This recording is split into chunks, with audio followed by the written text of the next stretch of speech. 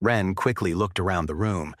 The containers were sealed, shadow stalker skins stored away, work area dismantled.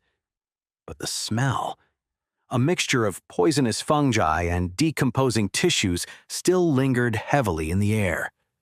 "Who are you?" he insisted, buying time while considering opening a window to clear the suspicious scents. "It will only take a moment."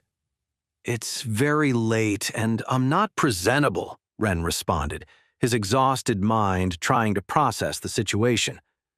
"Could it be tomorrow?" There was a pause, barely a heartbeat. The tone changed. "Open the door, fungus!" Luna's voice cut through the silence, cold and direct. "I need to talk to you." Ren froze. Of all people. "Luna." He tried to make his voice sound firm despite the exhaustion. "I was about to take a bath. Can it really not wait until tomorrow?" "No." Ren looked around the room with desperation. Everything was stored, but the smell. And he was shirtless, covered in sweat, his veins still glowing faintly from the mana manipulation. "Luna, it's really not a good time." "You have 10 seconds." Her voice didn't change tone. "After that, my wolf will find another entrance." As if to emphasize her words, Ren felt the shadow wolf's presence manifesting on the other side of the door. The mushrooms in his hair pulsed more strongly. 5 seconds. No choice.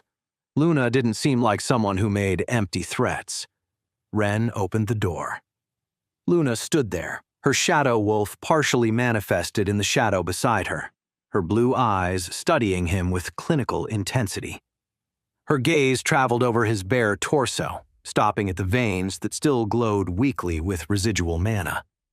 "Interesting," she murmured, gently pushing him to enter the room. Her nose wrinkled slightly. "Though the smell is peculiar." "Luna, please." "Sit," she ordered, closing the door behind her. "We need to talk about what really happened during the expedition." The mushrooms in Ren's hair pulsed with resignation. "Where were you when the tent fell?" Luna began while her wolf materialized more clearly, its eyes glowing with a silvery tone that seemed to pierce through him.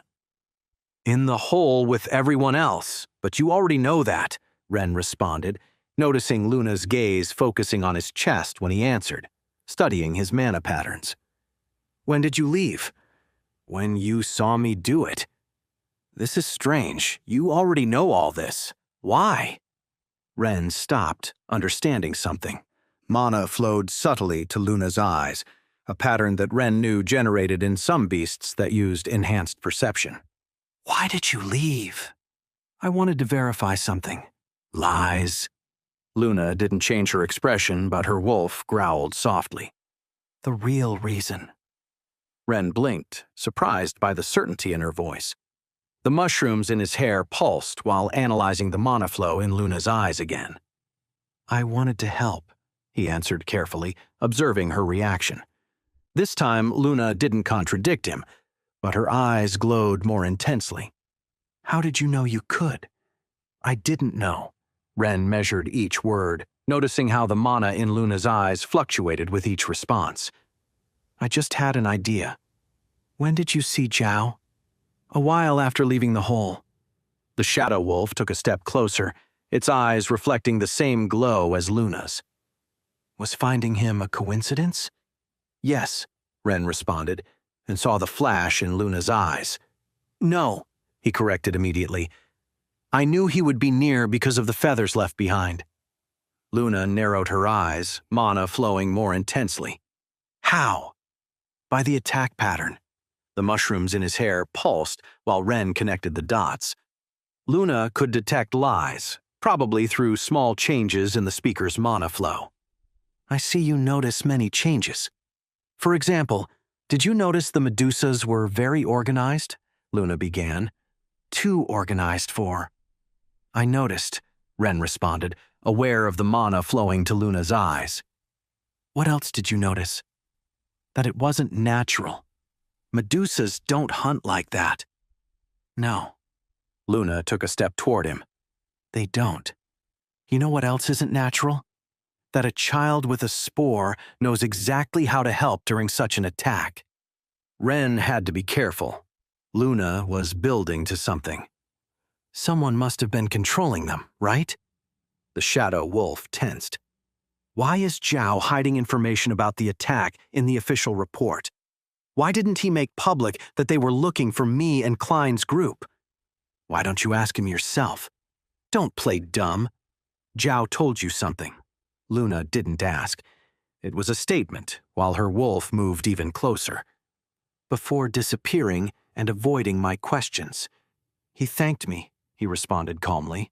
It was truth. What else? He left me some credits for the store. Also truth. Luna took a step toward him, her eyes glowing with a particular mana pattern. The games and roundabout hints stopped.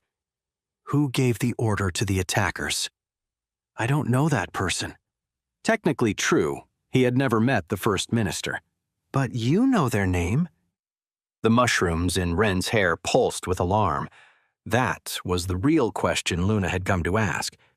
Ren maintained his neutral expression. He had to be very careful now. I know many names. Another truth. Which is the culprits? I couldn't be certain. Also truth. He had no physical proof to be certain. Luna narrowed her eyes, mana flowing more intensely. What did Zhao tell you exactly? That he would conduct a careful investigation. Truth again. The shadow wolf drew closer, its eyes reflecting the same glow as Luna's. They were looking for the slightest fluctuation in his mana that would betray a lie. Why? Because accusations have consequences. You're good, she said finally. Very good. Ren observed the mana flow in Luna's eyes that were now very close. You can detect lies, can't you? That's why the pattern in your eyes changes with each response. Luna tensed. I don't know what you're talking about. Now you're lying. Ren smiled, the mushrooms in his hair pulsing with enthusiasm. I think I'm understanding the trick. Impossible! Luna stepped back. You couldn't see. My spore can detect mana patterns too, Ren advanced, for the first time feeling he had the advantage. Luna stared at him while confirming that what Ren said was true. Show it to me, said Ren, his smile widening at seeing Luna lose composure and backing away as he approached, turning the tables. Show me how it really works. Wait, that's not the end. You've just had a free taste. Now get the full story on the Pocket FM app, link in description. Check out our next video and playlist, and don't forget to like, share, and subscribe.